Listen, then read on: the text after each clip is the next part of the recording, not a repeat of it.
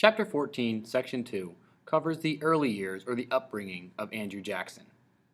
Andrew Jackson was born in 1767 in South Carolina. His father died before he was born, leaving his family in poverty. Jackson loved sports more than schoolwork, and he had a very hot temper. At the age of 13, Jackson joined the local militia in the Revolutionary War against the British. The British captured him. After the war, he decided to become a lawyer. Started working in a law office in North Carolina.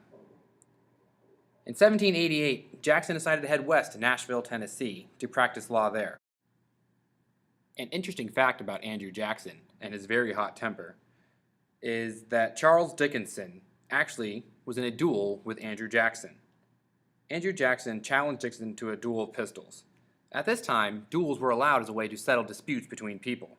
Jackson killed Dickinson with a single shot, even though Dickinson shot first and wounded Andrew Jackson.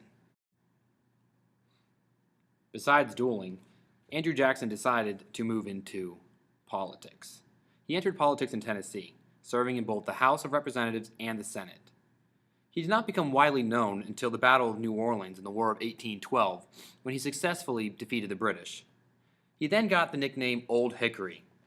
This would become the platform he would stand on when running in his election. Eventually, Andrew Jackson would create the Democratic Party. The new party promised they would represent ordinary farmers, workers, and the poor, not the rich upper class who was controlled by the Republican Party at the time. After the election of 1828, when Jackson won, it was a great victory for the idea that the common people should control their government. This idea of the common people running the government became known as Jacksonian democracy. We are now going to read Section 2 as a class. After you read it, please complete the Section 2 part of the interactive notebook. You will only have today to complete this, so make sure you get it completed using complete sentences. When you are done with this, please look back on your scale for Section 14.2 and reassess where you are now.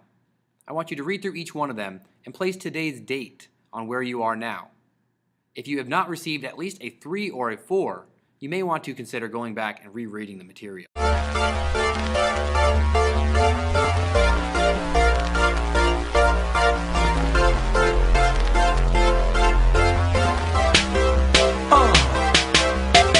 May of 1492, Columbus sailed the ocean blue. All that was sent was very bold. They sung 3 things, got glory and gold. The English came 1607, that's true, but the colonists, they had no clue.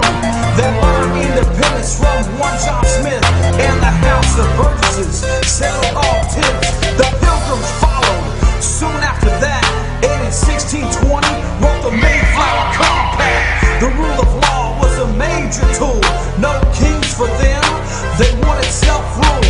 Then in 1754, things went down with French and Indian War. The war was costly, it cost a lot. The king needed money, so taxes he brought. The king cracked down with intolerable acts. The colonists felt these rules were whack. The colonists didn't want to pay. They dumped his tea into Boston's Bay. Lexington and Concord marked the spot. I wonder who fired that very first shot. Thomas Paine wrote Common Sense, and Jefferson declared independence. 1776 was the year France came to help the